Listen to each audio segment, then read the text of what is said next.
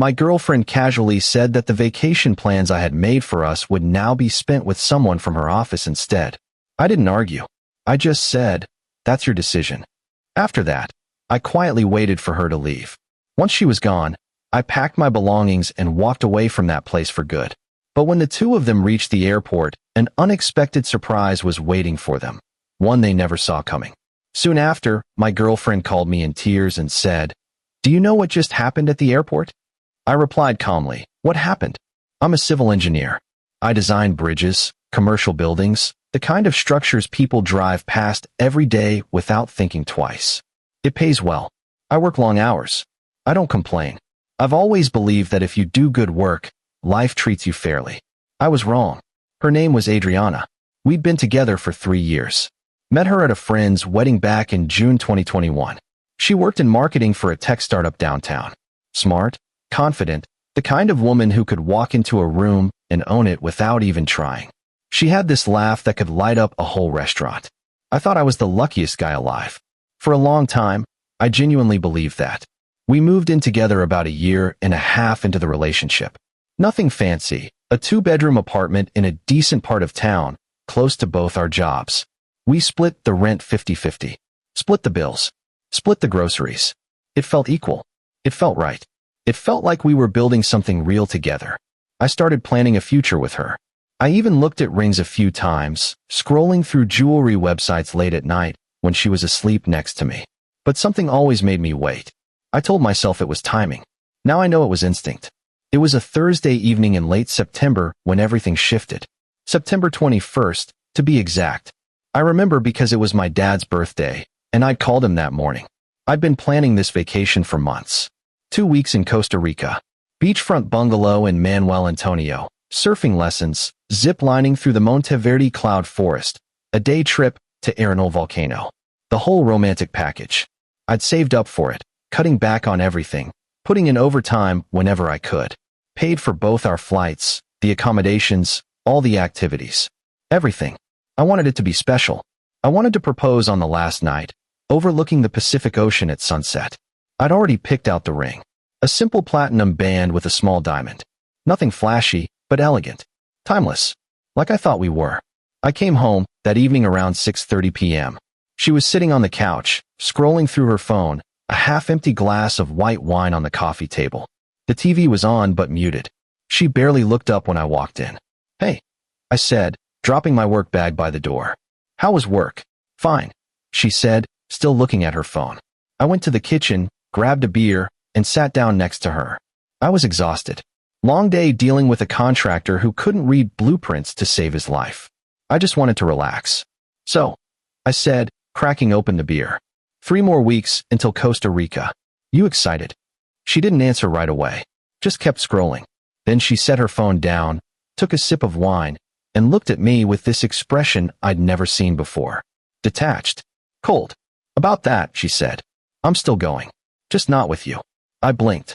"What?" "I'm going with Brendan. From the office." The words hung in the air. I sat there for a second, trying to process. Brendan. I knew the name. She'd mentioned him maybe a dozen times over the past few months. Some guy from her marketing team. Mid-20s. Always posting gym selfies on Instagram. "You're joking," I said. "I'm not. Adriana, I paid for that trip. For us. I've been planning it for half a year." She shrugged. "I know. And I appreciate it, I really do. But Brendan and I have gotten close lately, and honestly, I think we need to see where this goes. You've been distant. Distracted. I don't feel like you're present anymore. You're always working, always tired. I need someone who's actually there, you know?" I just stared at her. Distant? I'd been working 60-hour weeks trying to save money for a trip I thought would be the beginning of the rest of our lives. "So you're just leaving me for this guy?"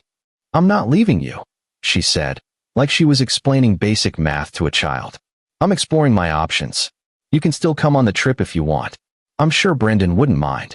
He's actually pretty cool about stuff like that." That's when something inside me went quiet. Not angry. Not sad. Just done. "That's your decision," I said. She looked surprised, like she'd expected me to fight. To beg. "That's it?" she asked. "What's there to talk about? You've made your choice. I respect that." She stared at me for a moment. Then she picked up her phone again. "Okay then. I'm staying at Brendan's tonight. I'll come back tomorrow to grab some things. Sure, I said. She stood up, grabbed her purse, slipped on her shoes, and walked out. Didn't kiss me goodbye. Didn't even look back. Update 1. The moment the door closed, I sat there in the silence. The TV was still on. I could hear the refrigerator humming. A car alarm going off somewhere outside. Normal sounds. But everything felt different. I sat there for maybe 5 minutes. Then I finished my beer and started packing. I didn't pack her stuff. I packed mine. I moved methodically. Clothes from the closet. Toiletries from the bathroom. My laptop and chargers. Important documents. Birth certificate, passport, tax returns. Family photos. The coffee maker my mom gave me. My good knife set. Everything that was mine and only mine. I called my buddy Aaron around 8 p.m. He's a freelance photographer, works odd hours, always available when you need him. Hey man, what's up? He answered. Can I crash at your place for a bit? Yeah, of course. Everything okay? Not really. I'll explain when I get there. I packed 2 large suitcases and 4 boxes. Loaded it all into my truck. Left my key on the kitchen counter. I didn't leave a note. I got to Aaron's place around 11:30 p.m. He helped me carry everything up, poured us both whiskey, and I told him everything. He listened without interrupting. So what's your play? He finally asked. I'm done, I said. Completely done. Good, he said. She doesn't deserve you, man. I called the landlord first thing Friday morning. His name was Mr. Chun. I explained the situation, that I was moving out, that I wanted my name off the lease. He was cool about it. Sorry it didn't work out, he said. You were always good about paying on time. But here's the thing. I wasn't done. When I booked that trip, I used my credit card. Both plane tickets, the bungalow, the rental car, all the activities, everything was on my card, under my name. I'd kept all the booking confirmations in my email. At 1:47 a.m. Friday morning, sitting in Aaron's guest room with my laptop and that glass of whiskey, I logged into the airline website and canceled Adriana's ticket. Got a full refund minus a $50 cancellation fee. Worth every penny. Then I called the bungalow. A very pleasant woman named Carmen answered. Hello, this is Carmen with Paradise Beach Rentals. How can I help you? I explained the situation carefully.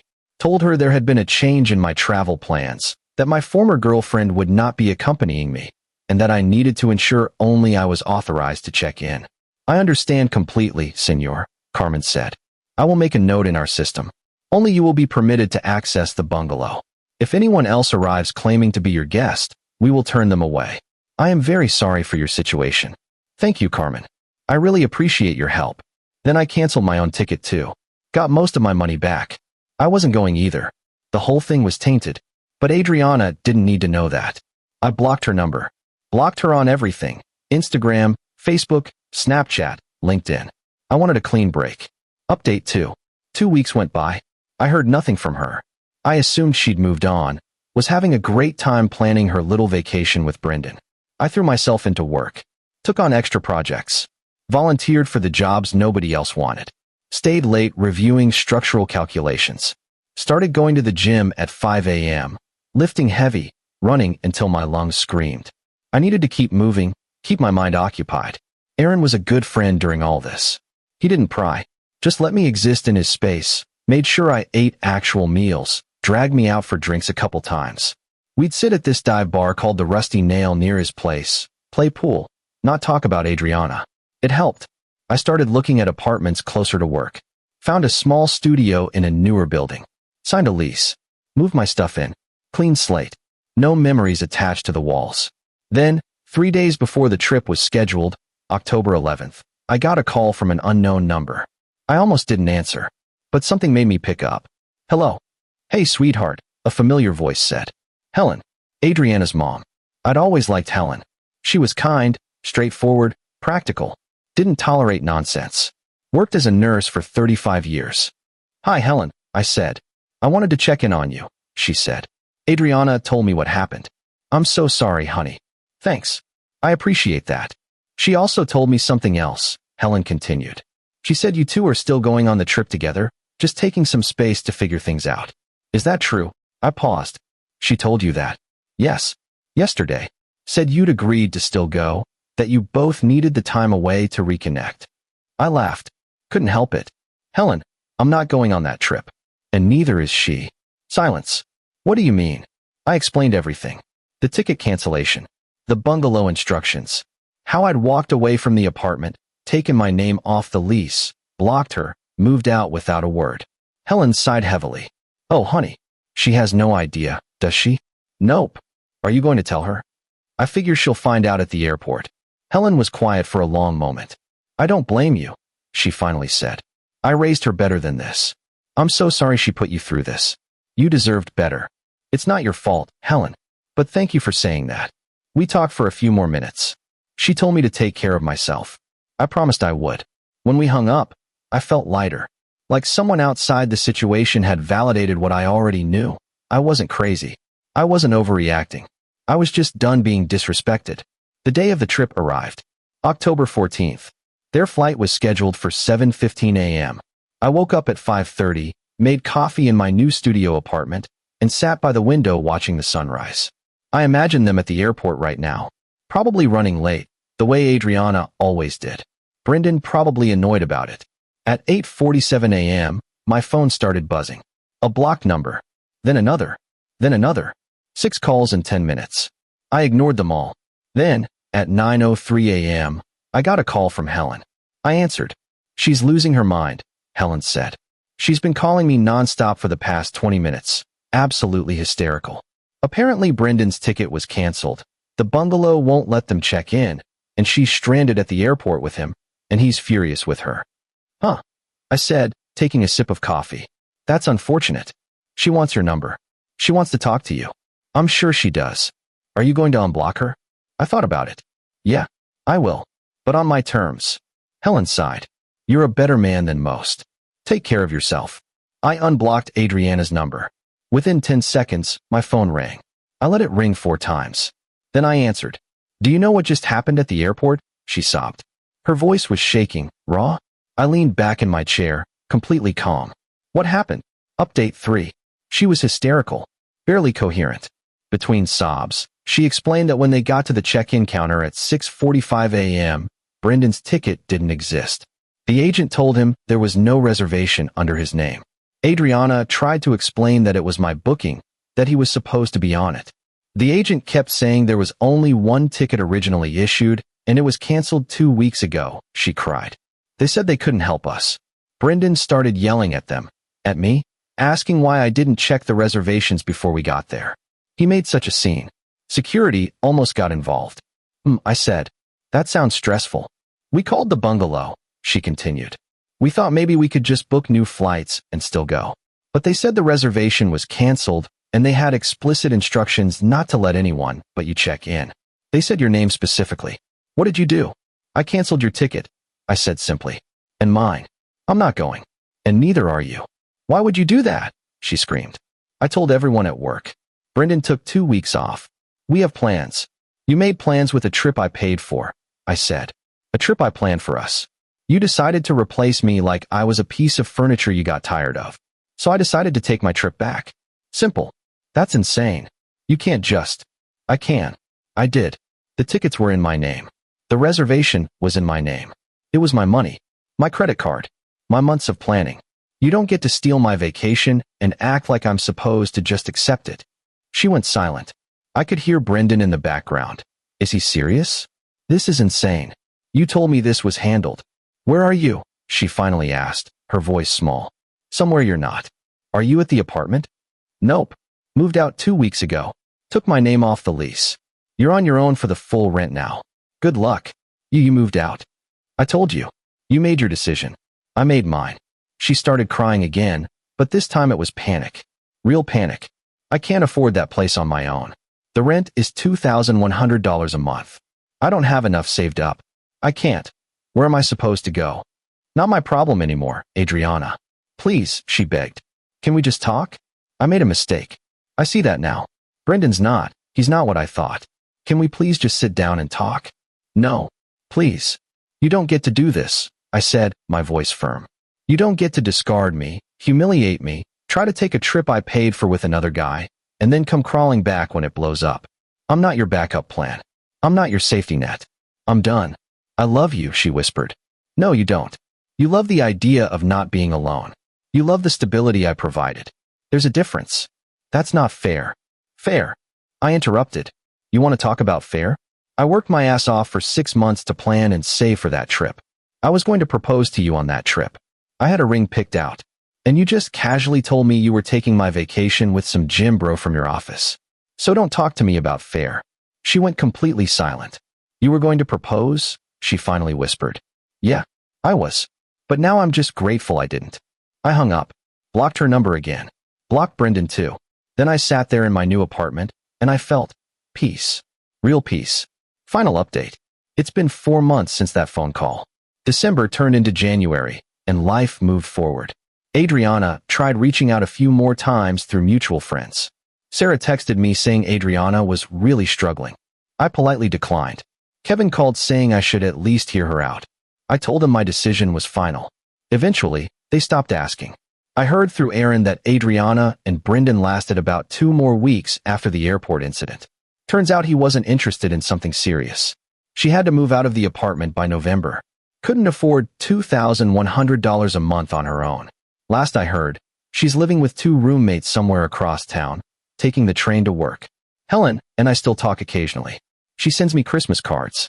Checks in every now and then. We got coffee once in November. She apologized again for her daughter's behavior. I told her she didn't need to keep apologizing for someone else's choices. She's a good woman. As for me, I took that refund money, about $4,200, and put it toward a down payment on a small house about 30 minutes outside the city. 2 bedrooms, a garage, a backyard where I can grill on weekends. It needs some work, but it's mine. No one else's name on the deed. I started dating again in late November. Met a woman named Kira at a coffee shop near my new place.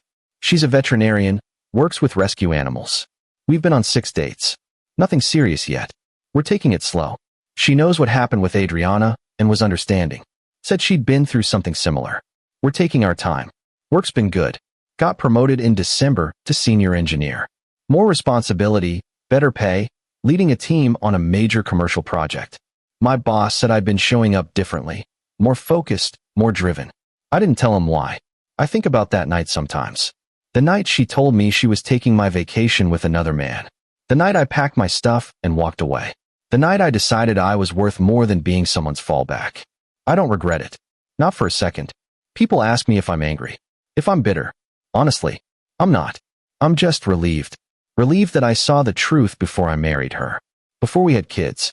Before I wasted more years on someone who didn't value me. Sometimes the trash takes itself out. You just have to let it. Edit 1. A few people asked if I ever got a real apology from her. Short answer, no. She sent a long email about a month later, blaming me for not communicating enough and giving up too easily. She said I abandoned her and that I was cruel for not warning her about the canceled tickets. Not once did she actually apologize for what she did. I didn't respond. I just deleted it. Some people will never see their own role in the destruction they cause. Edit 2. Brendan apparently got fired from the company about 3 weeks after the trip was supposed to happen. Something about inappropriate workplace behavior and complaints from multiple coworkers. Don't know the details. Don't care. Karma's a funny thing.